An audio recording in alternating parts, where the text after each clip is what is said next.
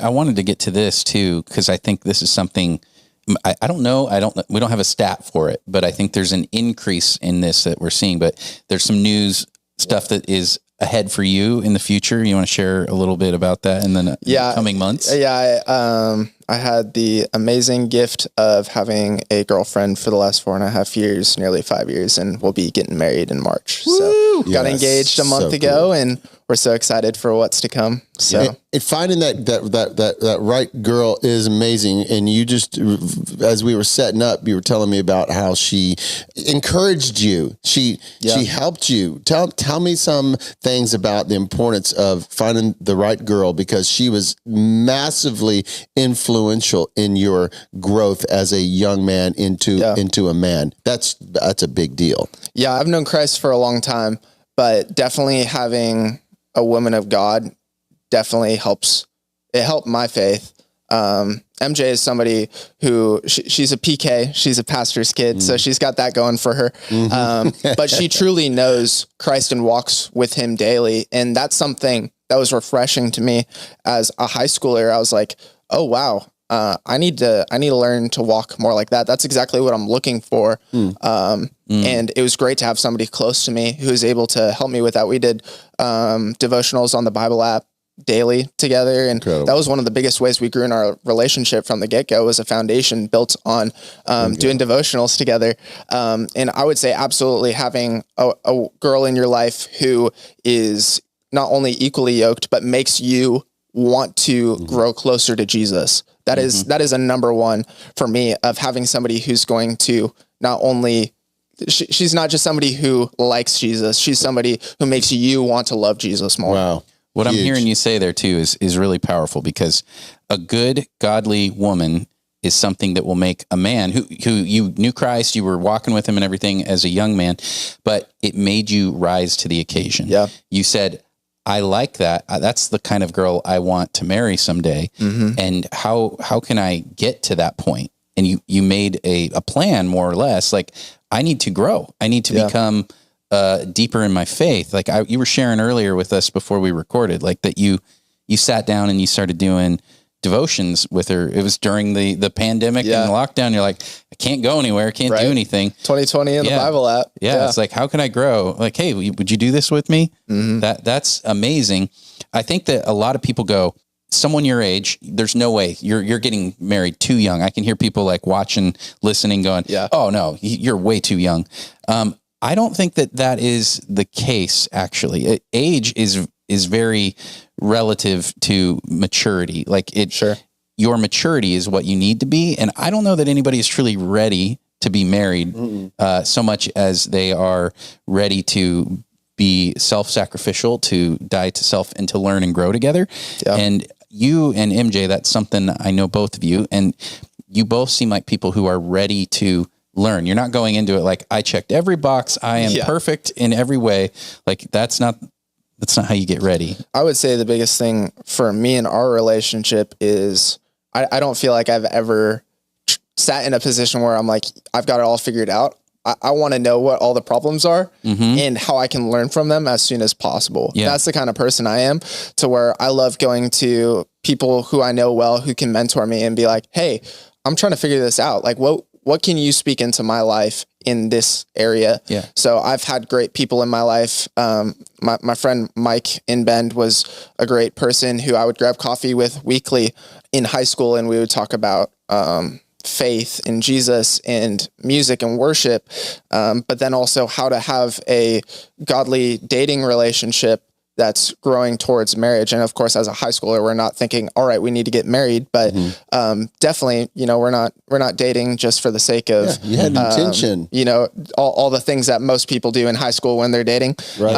We wanted to grow closer to one another to reflect Jesus in that way. And then if marriage was a part of it, to where we would grow to, and now it amazingly enough is that we're keeping that in mind and going about it how Jesus would want us to go about it. Well, the thing is, again, to your fiance, to MJ, she is the kind of girl, like they say, don't marry the girl who is fun for a weekend.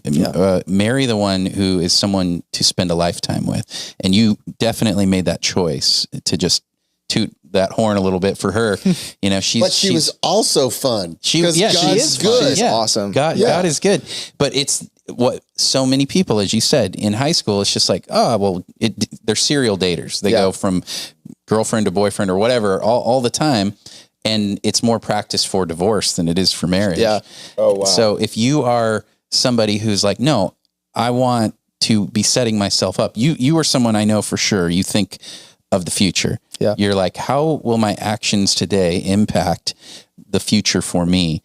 And you take those steps, you know. So many people jump in and just go, well, I'll just see what happens. You know, we'll just let this happen. We'll figure it out. But there is a figure it out side for sure. But for you, I know that that's something that you have that intentionality with it. So to bring that back around to a question for you, actually. Okay. What would you say to someone your age or stage, or maybe a little before, who's like, how can I get there? How can I do what he's doing? Yeah, how did you feed it? Like everything he just said, it's like you had this brewing and God was developing this man in you. And how did you feed that? That's practical. Yeah. I feel like I've always been somebody who wants to just reap wisdom, go to those around me who I know are older than me and have more life experience than I do, and know more than me in different topics, and grab coffee with them and just listen to what they have to say. It's honestly been great editing this podcast for the last year, where I can just sit and take in so much wisdom for my work. That's been honestly a really great gift. I know, right? But really, like, you're hearing everything 2 to 3 times. Yeah, 2 to 3 times. Yeah, like, you get a lot of it. You're soaking constantly. I would say just find some people around you that you trust who know Jesus and have a strong walk with him that inspires you, and be like, I want to be more like that. That might be your dad. That might be somebody at your church. That might be a close family friend or something like that.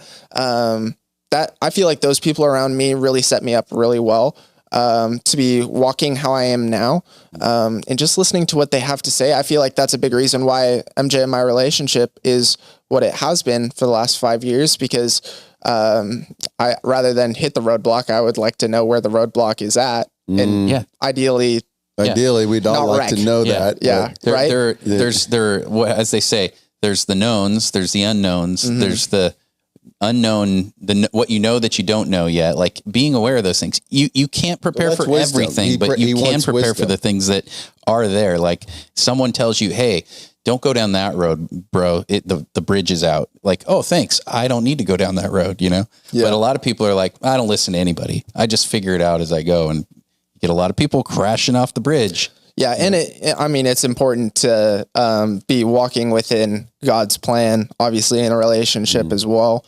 I mean, fighting a relationship that isn't God's will is probably not going to work out best for you. Yeah. So, you know, just trusting, walking one step daily, seeing what God has put in front of you.